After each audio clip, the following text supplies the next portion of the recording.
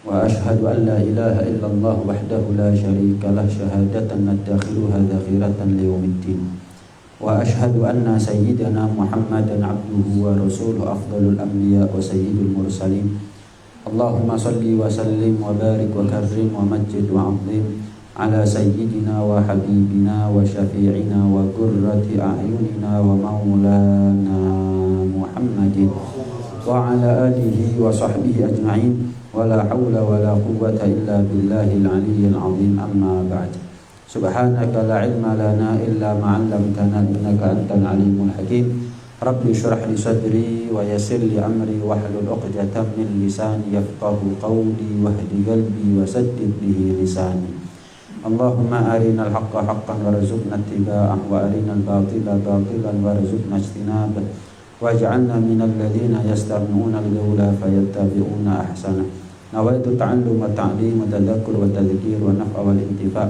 والإفادة والاستفادة والحث على التمسك بكتاب الله وسنة رسوله والدعاء إلى الهدى والدلالة على الخير ابتغاء وجه الله ومرضاته وقربه وثوابه سبحانه وتعالى وصلى الله على سيدنا محمد وعلى آله وصحبه وسلم والحمد لله رب العالمين.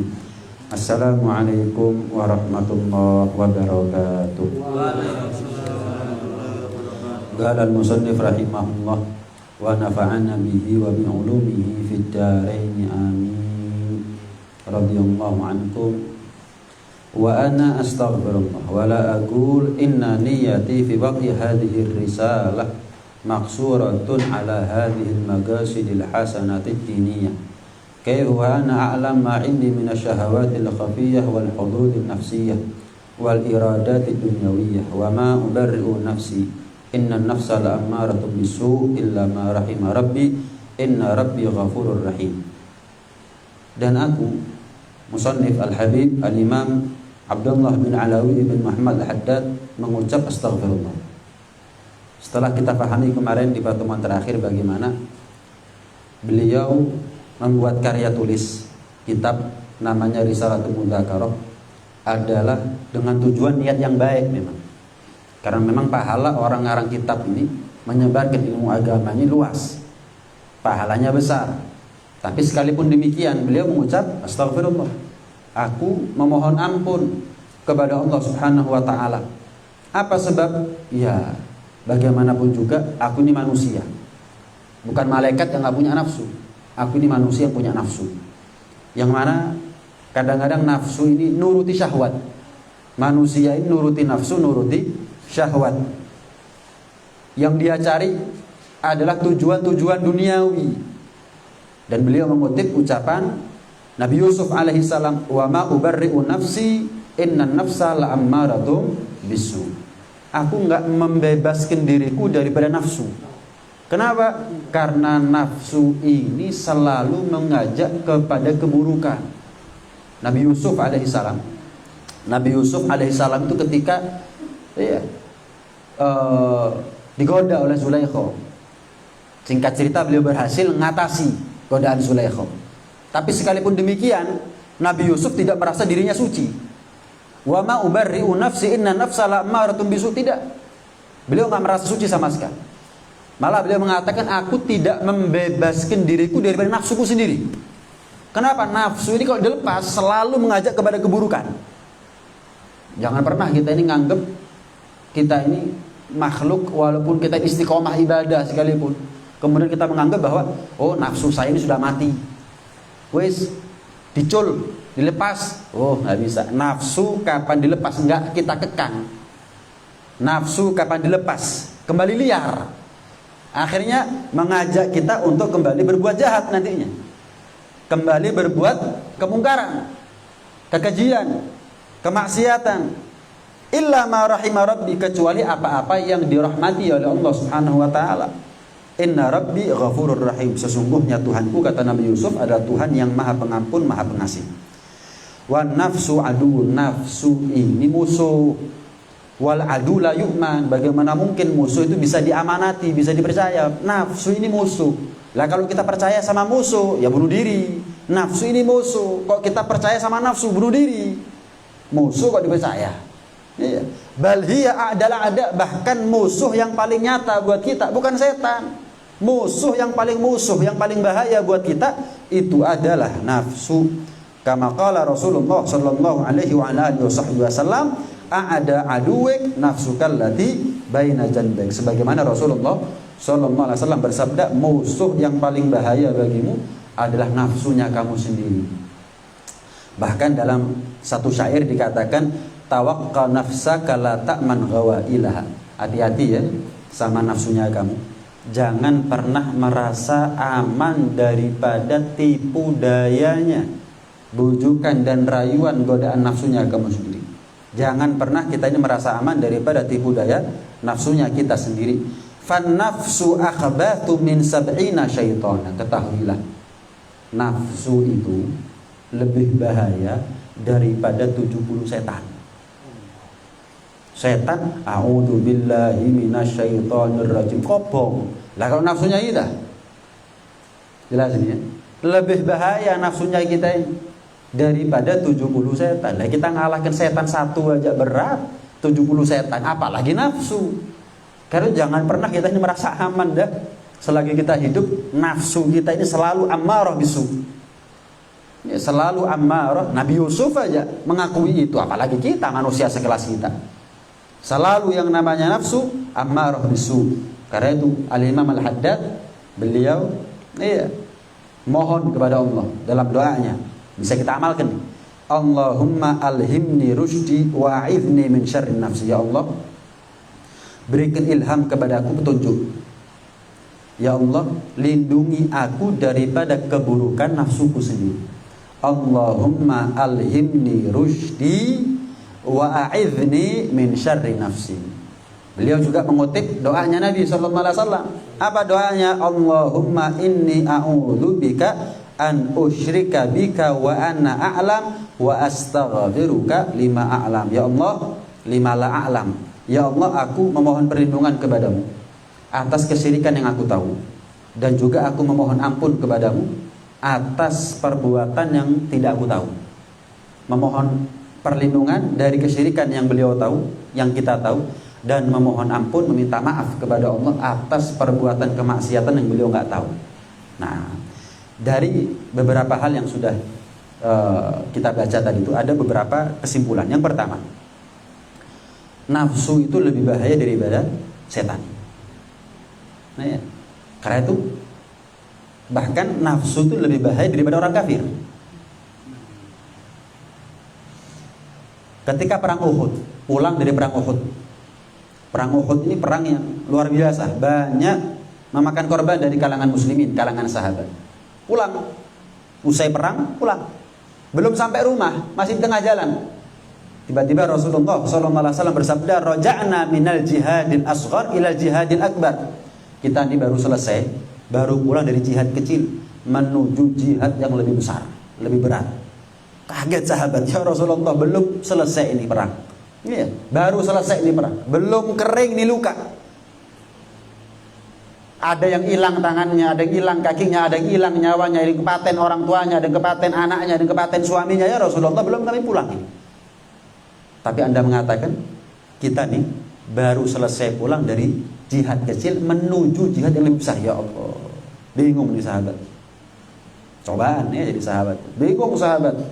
Maka Rasul menjawab, jihad yang lebih berat daripada melawan orang kafir di perang Uhud tadi, yang aku maksud adalah jihadun nafs, perang melawan nafsu. Kenapa? Al-Imam Ghazali dalam kitabnya Mukasyafatul Qulub mengatakan, kenapa sih melawan nafsu itu kok lebih berat daripada melawan orang kafir? Kenapa? Karena jihad melawan nafsu sampai mati. Sementara jihad melawan orang kafir, ya ada kalanya ada kalanya nggak ada. Sewaktu-waktu, mana ada orang perangan, ya mulai dari zaman Nabi sampai kiamat misalnya, nggak ada.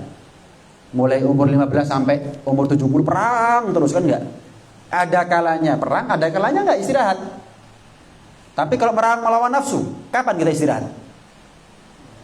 Ada. Ini yang pertama. Kenapa dikatakan perang melawan nafsu lebih berat daripada perang melawan orang kafir? Yang kedua, perang melawan orang kafir kelihatan, perang melawan nafsu, oh musuh dalam selimut.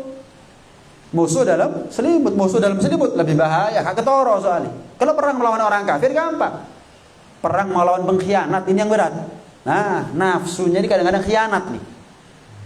Nafsunya kita ini kadang-kadang khianat, seolah-olah mengajak kita kepada kebaikan, tapi sebetulnya jebakan. Iya. Karena itu dalam Burdah dikatakan apa? Jangan kita ini percaya kepada nafsu dan setan.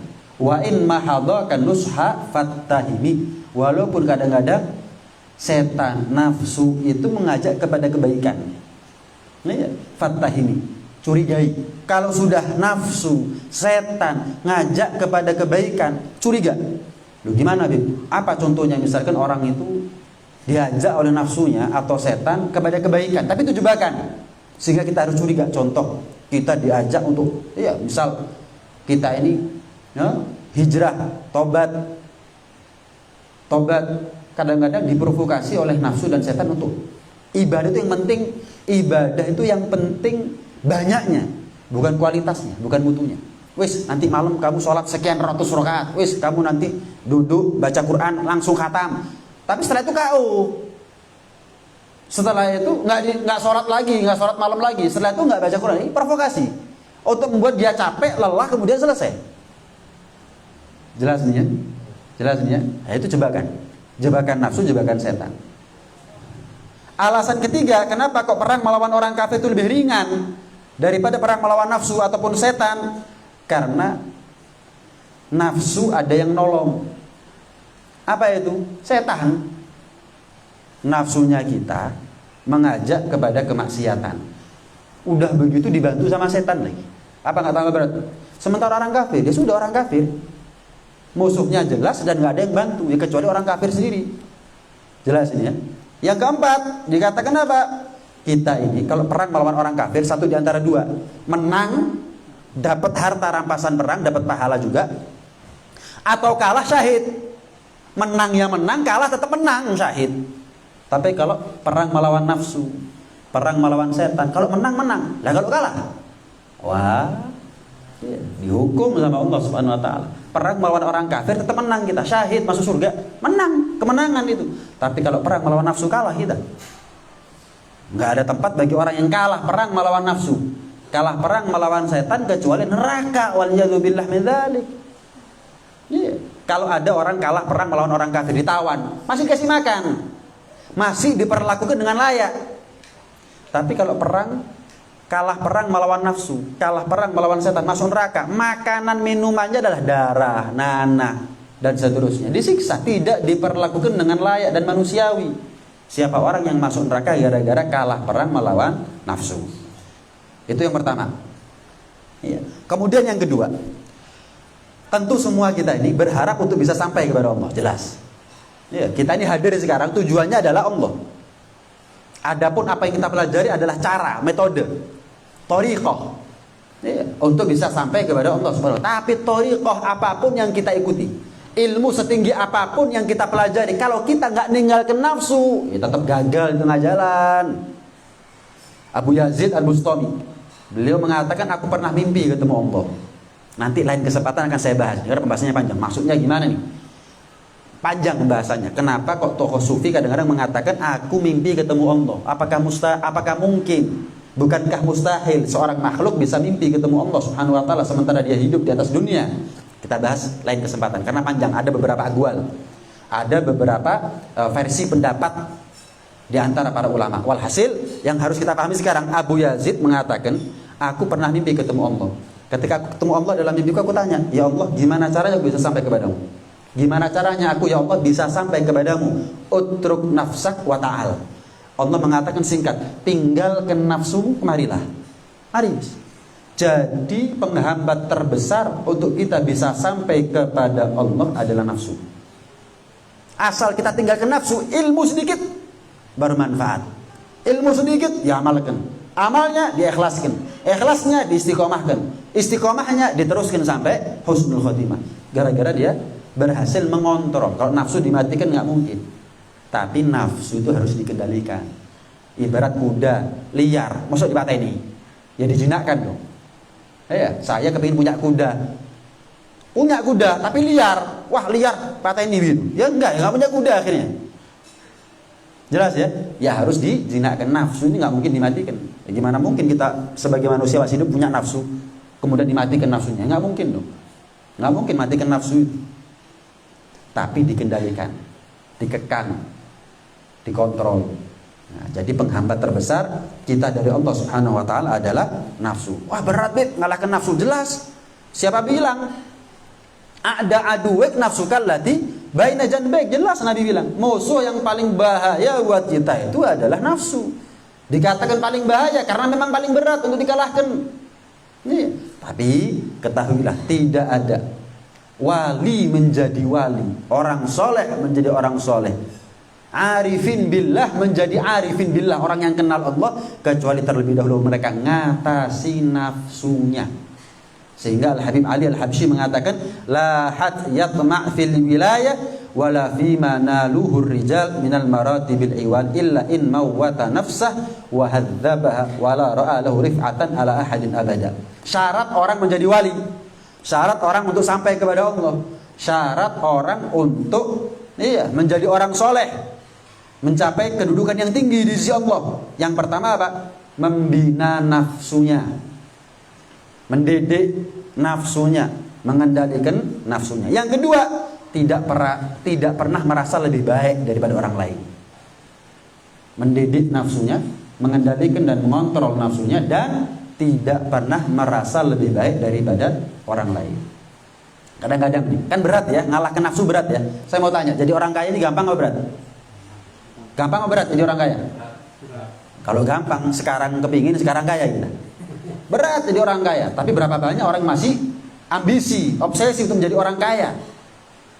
Kadang-kadang misal saya ketemu sama orang usianya sudah 50 ke atas, saya tanya, wah kerjanya luar biasa, siang jadi malam, malam jadi siang, kepala jadi kaki, oh luar biasa, umurnya juga 50 ke atas. Saya tanya, kok ngoyo Pak jenengan kerja Pak? Iya, saya kepingin nanti umur 60, 65, 70 saya menikmati hasilnya.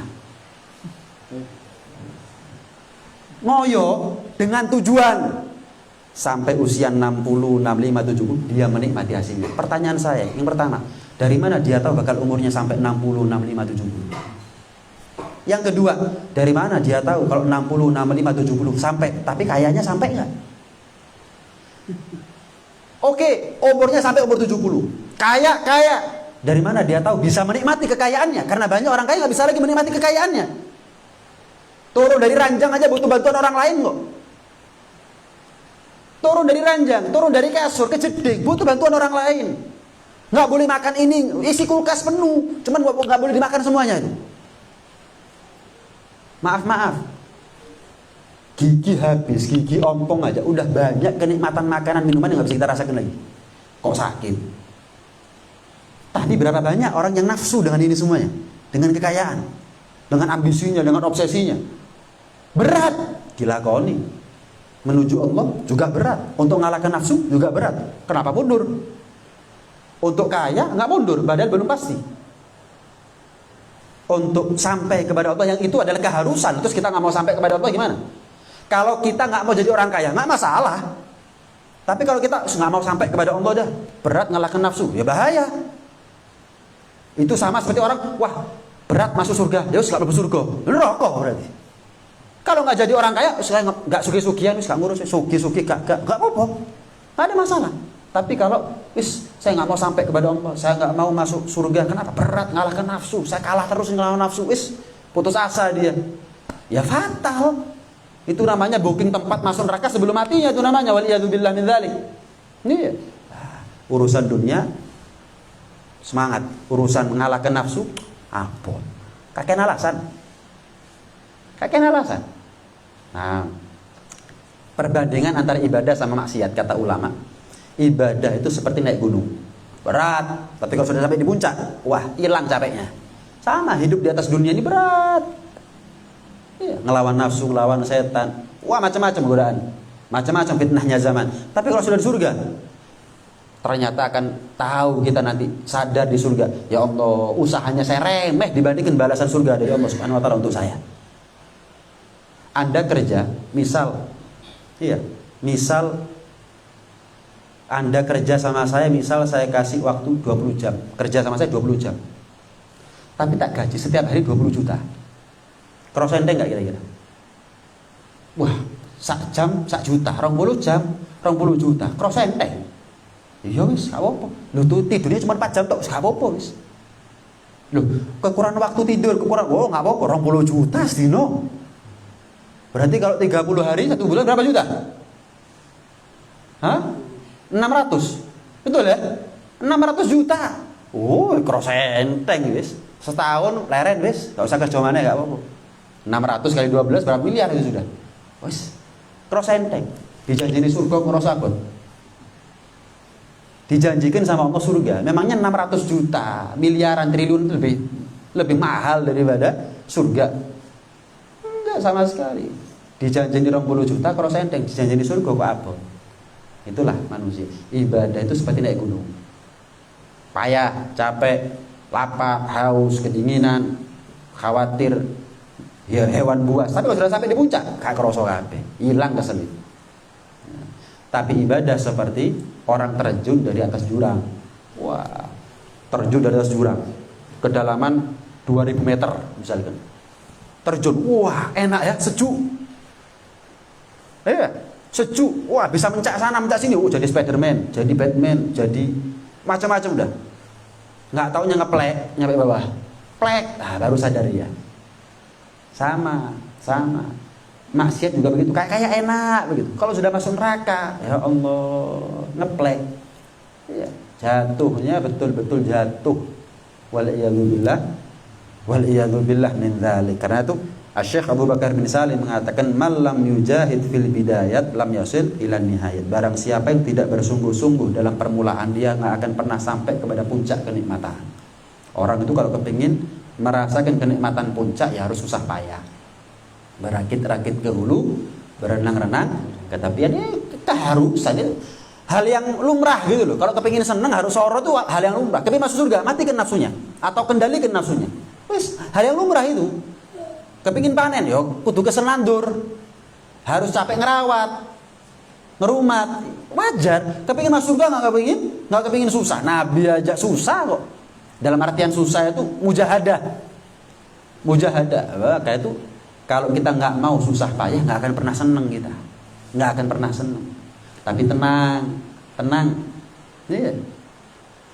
Allah mengatakan, man jahada fina lanahdiyannahum subulana. Barang siapa yang bersungguh-sungguh untuk sampai kepadaku, aku akan berikan hidayah kepada dia. Sehingga kalau sudah dapat hidayah, apa yang abot awal mulanya cross enteng katanya. Saya tanya, Syekh Abdul Qadir Jilani, kok bisa setiap malam sholat 1000 rakaat? Atau siapa orang yang kita kenal, kok bisa setiap hari puasa itu kok bisa? Kok kan abot ya? Setiap malam 1000 rakaat, setiap hari puasa, kan berat itu. Kok iso? Karena awalnya memang berat, tapi mungkin dia telah sampai kepada satu momen, satu titik, satu posisi, satu kondisi, satu keadaan, dia sudah dapat hidayah dari Allah, pertolongan dari Allah. Kalau sudah dapat hidayah, pertolongan dari Allah, apa yang berat di awal menjadi mudah setelah itu. Walladzina jahadu fina lanahdiyannahum subulana. Jadi tugas kita sekarang ini mujahadah, bukan sekedar usaha, tapi keras. Bukan sekedar upaya, tapi sungguh-sungguh, tekad. Nemen, ngoyo untuk sampai kepada Allah. Sampai kapan? Akan sampai tiba masanya kepada kita hidayah dari Allah. Baru setelah itu akan lebih ringan. Setelah itu menikmati setelah itu. Maaf, kalau boleh dimisalkan, jenengan rokokan, apa langsung enak tuh rokok jenengan? Ya waktu, seri, pahit, nggak enak rokokan. Sampai tiba masanya Anda kebiasaan, sampai tiba masanya Anda menikmati, sampai tiba masanya Anda kecanduan. Nah, orang-orang soleh, para wali, para aulia juga begitu. Berat, sampai kebiasaan. Kalau ninggalkan kebiasaan rasanya nggak enak. Mari makan gak rokokan dia apa kira-kira? Yang mandu-mandu rokokan semuanya berarti. Jelas ya. Awalnya nggak enak, tapi kepingin. Sampai jadi terbiasa. Karena terbiasa, akhirnya menikmati. Akhirnya kecanduan gak bisa ucul. Itulah orang-orang soleh. Cuman bukan berarti rokoknya, ibadahnya berat. Akhirnya kebiasaan. Mereka kalau nggak melakukan ibadah tersebut rasanya nggak enak, kayak orang dosa. Padahal sunnah. Sampai akhirnya mereka menikmati. Ada nilainya, ada buah yang mereka rasakan dari ibadahnya. Sampai akhirnya mereka kecanduan. Ibadah tok sampai mati. Ya, Al-Imam Syafi'i setiap hari khatam Quran, ya Pak. Setiap hari khatam Quran 30 juz. Jadi satu bulan 30 kali khatam Quran. Kalau Ramadan 2 kali setiap hari. Jadi khatam Ramadan khatamnya 60 kali khatam Quran. Al-Imam Hanafi kalau di luar Ramadan 2 kali khatam Quran. Kalau sudah di dalam Ramadan 4 kali khatam Quran, 2 kali siang, 2 kali malam. Jadi kalau khatam selesai Ramadan 120 kali khatam Quran. Loh, kok iso? Mungkin itu sudah gambaran orang kecanduan dengan ibadah. Orang kalau kecanduan sama ibadah, wis, ya gimana gambarannya orang kecanduan sama sesuatu, rokok misalkan. Gak mangan gak apa-apa, penting rokokan. Gambarnya begitu mungkin mereka. Gak makan, gak istirahat, gak tidur, perut lapar, gak apa-apa. Yang penting mereka tetap konsisten ibadah. Kenapa? Candu. Ibadah menjadi candu bagi mereka. Nah, itu bisa kita dapatkan kalau kita mujahadah. Kita betul-betul punya tekad, upaya keras untuk mengendalikan nafsunya kita. Nafsu ini ibarat tunggangan, rebutan sama setan. Kita rebutan sama setan. Kuda ini tergantung jokinya. Kita ini rebutan sama setan. Kalau setan yang berhasil menunggangi kuda yang namanya nafsu, kita kalah. Tapi kalau kita berhasil menunggangi kuda yang namanya nafsu, setan yang kalah. Rebutan. Kadang-kadang kita kesikut sama setan. Tapi bukankah kita juga pernah ngikut setan? Seperti sekarang nih. Kita kalau nuruti final nggak hadir ke sini. Iya. Jadi saya agak sedikit bersyukur dalam tanda kutip kalah 4-0. Coba misal 1-0, wah tambah sepi yang hadir. Kenapa? Bukan berarti wah enggak hubul wapon minal iman ya tipnya ini bukan begitu. Kan ini kejadian sudah. Iya, sekedar 4-0. Pengajian Sabtu insyaallah rame ya. Iya. Coba 1-0 apalagi 0-0. Saya ngomong sama Mas Dian lek sing teko wong 1-2 nobar ae wis.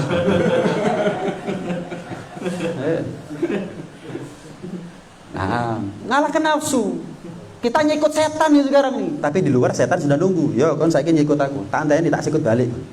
Perang kita ngelawan setan, rebutan sama setan. Kadang-kadang kita keselip tapi belum kalah. Kadang-kadang kita nyelip tapi belum menang. Belum mati kok. Kalau kita mati dalam keadaan nafsunya kita ditunggangi sama setan, kalah berarti kita. Kalah. Bukan cuma keselip, kalah. Bukan cuma kesikut, kalah. Tapi sebaliknya kalau kita mati dalam keadaan berhasil menunggangi kuda yang namanya nafsu, setan yang kalah. Bukan cuma kesikut, bukan cuma keselip. Kalah setan. Tugasnya kita. Kadang kita nyelip, kadang kita keselip, kadang kita nyikut, kadang kita kesikut. Tapi selagi belum mati, terus usahakan. Kalau kita kesikut, sikut balik. Sebagaimana setan kalau kesikut, nyikut balik kita. Sebagaimana setan gak pernah nyerah sampai matinya kita, menyesatkan kita, sampai matinya kita pun jangan pernah menyerah untuk nyikut atau nyikut atau ngalahkan setan. Terus setan nggak pernah nyerah. Kalau kita nyerah, ya bunuh diri dong itu namanya. Ya pasrah. Waliyadzubillah min dzalik. Man lam yujahid fil bidayat lam yasil ila nihayat. Kemudian, saya tambahi sedikit. Al-Habib Ahmad Masyhur bin Thaha Al-Haddad. Itu dalam kitabnya, kalamnya Manbaul Imdad. Beliau mengatakan begini, dulu awal mula Allah ciptakan nafsu. Nafsu itu diciptakan oleh Allah Subhanahu wa taala. Diciptakan makhluk dulu. Allah ciptakan nafsu. Kemudian nafsu dipanggil sama Allah. Nafsu kemari, menentok, enggak jawab. Nafsu diciptakan, dipanggil sama yang menciptakan. Dipanggil sama Allah, enggak jawab. Nafsu, kemarilah, malah menjauh. Dipanggil enggak nyaut, disuruh kemari malah menjauh, disuruh menjauh malah mendekat. Itu nafsu. Sudah dari awal penciptaannya, nafsu ini dominan pembangkang. Selalu membangkang. Dikongkon opo malah ngadoh. Disuruh apa malah nggak dilakukan. Iya. Sampai akhirnya Allah bersumpah, demi kemuliaanku wahai nafsu ketahuilah, aku akan menyiksa kamu dengan kamu saya tenggelamkan, kata Allah, di dalam lautan lapar selama sekian lama. Nah, nafsu akhirnya ditenggelamkan dalam lautan lapar. Ini tanda bahwa kita kalau mau ngalahkan nafsunya kita, salah satu caranya adalah banyak puasa. Makanya agama cuma satu, agama Islam. Tapi kenyataannya banyak agama selain Islam. Tapi agama versi kita, agama Islam ada lain. Tapi lihat, semua agama pasti ada puasanya. Kenapa? Mereka juga merasakan bahwa puasa itu ada manfaatnya. Hanya saja bagi mereka, bagi kita, mereka nggak berpahala. Nggak ada puasa kemudian bermanfaat kemudian masuk surga. Nggak ada. Mereka kerjanya bukan Allah, bukan kepada Allah. Mereka puasa bukan karena Allah, karena Tuhannya kok minta surganya Allah Subhanahu Wa Taala. Dan nggak ada surga kecuali surganya Allah. Nggak ada surga kecuali surganya Allah. Bagi mereka yang puasa karena Allah berhak masuk surganya Allah. Bagi mereka yang puasa ibadah apapun ibadahnya kalau bukan karena Allah, ya golek surga dewi. Nggak bakal nemu, karena nggak ada surga kecuali surganya Allah Subhanahu Wa Taala. Ditenggelamkan oleh Allah itu nafsu dalam lautan lapar sekian lama. Akhirnya dikeluarkan. Nah, mulai tunduk, mulai patuh, mulai manut nih nafsu. Bahkan saking manutnya nafsu, kalau dipanggil sama Allah, nafsu, jingkak begitu. Marhaba, siap. Bukan, ya, enggak, siap. Nafsu kemari, lari. Bukan cuman, ya siap, enggak, lari, semangat. Nafsu menjauh, langsung lari menjauh. Menunjukkan bahwa nafsu dari awal menciptanya membangkang, bisa tunduk menjadi jinak karena lapar, dan kalau sudah lapar, kalau sudah jinak ini nafsu di luar dugaan akan membawa orang yang punya nafsu tersebut, yaitu diri kita sendiri, untuk semangat dan termotivasi dalam ibadah lebih daripada sebelumnya. Yang dulunya malas nggak malas lagi, yang dulunya ngantuk nggak ngantuk lagi, yang dulunya nggak ada semangat luar biasa, gara-gara nafsunya sudah berhasil dijinakkan. Nah, karena itu Al-Imam Muhammad bin Wasi pernah mengatakan, man maqqata nafsah fi dzatillah, barang siapa yang mendurhakai nafsunya karena Allah. Jadi kita pentang nih, kita menjadi makhluk yang durhaka sama nafsu. Bagus, ojo diturut nih nafsu nih. Kok birrul walidain sama nafsu, jangan bakti sama nafsu, jangan khidmat, jangan nurut sama nafsu. Tentang, durhakai itu nafsu. Barang siapa yang karena Allah dia mendurhakai nafsunya, ammanahullah min maqtih, maka Allah akan berikan dia rasa aman daripada kedurhakaannya nafsu. Jadi kita sebelum didurhakai sama nafsu, jadilah kita orang yang lebih dulu mendurhakai nafsu. Sebelum kita dikalahkan nafsu, kalahkan nafsu dulu. Kalau kita berusaha, akan datang masanya, cepat atau lambat Allah kasih kemenangan kepada kita. Nah, terakhir, Al-Imam Al-Junaid, pernah beliau punya wirid sholat sekian ratus atau sekian ribu rakaat setiap malam. Al-Imam Al-Junaid, Sayyidut Taifah, tokoh sufi luar biasa. Sekali waktu beliau bangun tengah malam. Ketika beliau bangun di tengah malam, mau melaksanakan sholat yang biasa sekian rakaat, baru berapa rakaat, malas sudah, ngantuk. Tapi dibuat tidur, nggak tidur. Kok aneh ya? Kayak gundah begitu, resah, sholat, ngantuk, dipakai tidur, nggak tidur. Akhirnya beliau buka pintu rumah. Ternyata ada orang nunggu di situ. Junaid, aku tunggu kamu dari tadi. Loh, kamu nunggu saya? Iya, telat kamu Junaid. Loh, nggak janjian sih. Coba janjian ya saya on time, nggak janjian ya akhirnya saya telat. Nunggu kenapa? Aku sengaja minta kepada Allah, ya Allah. Iya, buat gundah, buat resah di perasaannya Junaid. Sholat nggak tenang, tidur nggak bisa, untuk menerima tamu aku. Maka dikatakan oleh Imam Al-Junaid, Allah sudah melakukan itu. Allah buat saya resah, ibadah nggak nikmat, tidur nggak bisa, dan aku buka pintu ketemu sama kamu. Apa hajatnya kamu sampai minta seperti itu kepada Allah, membuat saya resah, nggak bisa ibadah dengan tenang dan seterusnya? Apa hajatnya kamu? Gini, Junaid, aku mau tanya, kapan racun atau bisanya nafsu justru menjadi penawar? Kapan racun atau bisanya nafsu justru menjadi penawar, justru menjadi obat? Racun ini kan nafsu ini kan racun ya, bisa begitu. Kapan justru menjadi penawar, justru menjadi jawaban gitu loh, bukan menjadi sumber masalah, justru menjadi solusi? Kapan wahai Junaid? Maka Imam Al-Junaid mengatakan, jika kamu selalu menentang nafsunya kamu selalu melawan nafsunya kamu, maka racun atau bisanya nafsu akan menjadi obatnya kamu. Saya kasih contoh. Termasuk penawar dari bisanya ular adalah bisanya ular itu sendiri. Termasuk corona misalnya. Ini bicara vaksin. Iya, tapi ilmunya bukan urusan vaksin, urusan pribadi. Aku gak promo, ya gak nyuruh apa-apa. Terserah. Vaksin itu kan virus yang dimasukkan sebetulnya. Virus yang dilemahkan kemudian dimasukkan ke dalam tubuh untuk membentuk antibodi. Sehingga ketika diserang virus yang lain sudah siap. Sehingga lebih kuat daripada orang yang gak pernah vaksin. Ilmunya seperti itu ya. Bukan berarti saya mengatakan vaksin sekarang. Jadi kalau ada yang vaksin kemudian begini harus tanggung jawab sama saya. Ilmunya begitu. Vaksin itu ilmunya begitu. Dimasukkan untuk dilemahkan, virus yang dilemahkan dimasukkan, kemudian membentuk antibodi, proses, karena itu kadang-kadang meriang, greges, adem panas dan seterusnya, itu proses.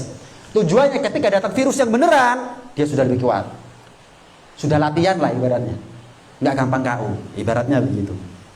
Virus itu ya dari vaksin, dari virus. Kapan virus yang namanya nafsu itu justru menjadi penawar, tentang, lawan, membentuk antibodi akhirnya. Nah, kalau sudah terbentuk antibodi untuk melawan nafsunya kita, saat itulah nafsu yang mestinya menjadi racun justru menjadi penawar buat kita. Justru menjadi obat, justru menjadi solusi dan jawaban buat kita semuanya. Jelas ini ya? Nah, sampai akhirnya si tamu Imam Junaid ini, tamunya mengatakan, ngomong sama nafsunya, nafsu, rungokno. Kan aku sudah bilang bahwa aku tidak akan pernah nurut sama kamu. 7 kali malam ini aku bilang sama kamu. Enggak. Mungkin nafsunya satu ngajak maksiat, enggak. Sampai 7 kali tetap nafsunya ini ngajak dia maksiat. Amar bisu sudah. Enggak bakal, walaupun 700 kali kita mau enggak tetap ngajak kepada kemaksiatan itu. Sampai aku butuh bimbingan seorang guru. Maka aku berdoa kepada Allah, ya Allah buat resah perasaan dan pikirannya Junaid, sehingga dibuka pintunya, ketemu sama aku mau tanya apa resepnya. Nafsu ini jadi racun buat saya. Kapan racun bisanya nafsu yang ada pada diri saya menjadi obat bagi saya? Aku tanya sama Imam Junaid. Dikatakan apa? Tentang durhakai, jangan nurut, jangan manut, jangan patuh sama nafsu, jangan tunduk sama nafsu. Maka cepat atau lambat nafsu itu yang tadinya berbisa justru menjadi obat buat kita semuanya. Ini pembahasan tentang bagaimana kita melawan nafsu. Insya Allah kita akan lanjutkan di pertemuan yang akan datang. Mudah-mudahan ilmu ini menjadi ilmu yang manfaat, ilmu yang barokah, zahir, batin, dunia sampai ada di akhirat. Amin Allahumma amin. Amin ya rabbal alamin. Sampai di sini mungkin ada yang mau ditanyakan, monggo. Kalau ada pertanyaan silahkan. Nggih. Untuk nafsu tempatnya itu gimana? Nafsu tempatnya gimana? Yang wallahu alam, cuma yang jelas nafsu itu ada di dalam diri kita sendiri. Yang paling penting bukan kita mengetahui tempatnya ada di mana, tapi yang paling penting adalah kita berusaha untuk melawannya. Ya, berusaha untuk melawannya. Wallahu alam, mungkin ada keterangan dalam kitab nafsu itu ada di hati, nafsu itu ada di akal, nafsu itu macam-macam. Ya. Beda sama setan. Inna syaitan la yajri min ibni adam majrad dam fadayyiqu majariyahu bilju. Kalau setan itu di mana ada darah dalam tubuhnya kita, ya di situ ada setan. Matanya kita ada darahnya enggak? Ada. Matanya kita ada setan. Hatinya kita ada darahnya enggak? Ada. Situ ada setan. Kaki, tangan, telinga, mulut ada darahnya, ada. Di situ ada setan. Tapi kalau nafsu, wallahu alam, saya belum pernah tahu keterangan yang spesifik nafsu tempatnya di sini, di hati, wallahu alam. Cuman yang jelas nafsu itu musuh dalam selimut yang ada pada diri kita sendiri, yang harus kita lawan, harus kita perjuangkan perlawanan. Nih, sama seperti timnas sekarang final ini, kan kalah 4-0 tapi kan berjuang masih. Nah, kita pun juga berjuang. Ada yang lain? Monggo. Kalau dikaitkan dengan surat An-Nas itu setan. Alladzi yuwaswisu fi sudurin nas minal jinnati wan nas. Itu setan, iblis, bukan nafsu. Bukan nafsu. Jadi yang ngasih was-was itu adalah setan, bukan nafsu. Cuma nafsu ditunggangi. Jadi nafsu ini bisa menjadi pembela kita kalau kita menang. Nafsu bisa menjadi pengkhianat kalau kita kalah. Jelas ini. Jadi kalau yuwaswis itu adalah kerajaannya setan itu. Dengan menunggangi apa? Dengan menunggangi nafsunya kita. Provokatornya adalah setan. Yang ditunggangi siapa? Nafsu. Setiap provokator itu bisa berhasil kalau ada yang ditunggangi. Nah, masuk kata ini provokasi sendirian, ini bunuh diri namanya, mati konyol. Harus golek bolo, tapi kalau golek bolo di provokator nggak mungkin, ditunggangi aja mereka. Itu kadang-kadang.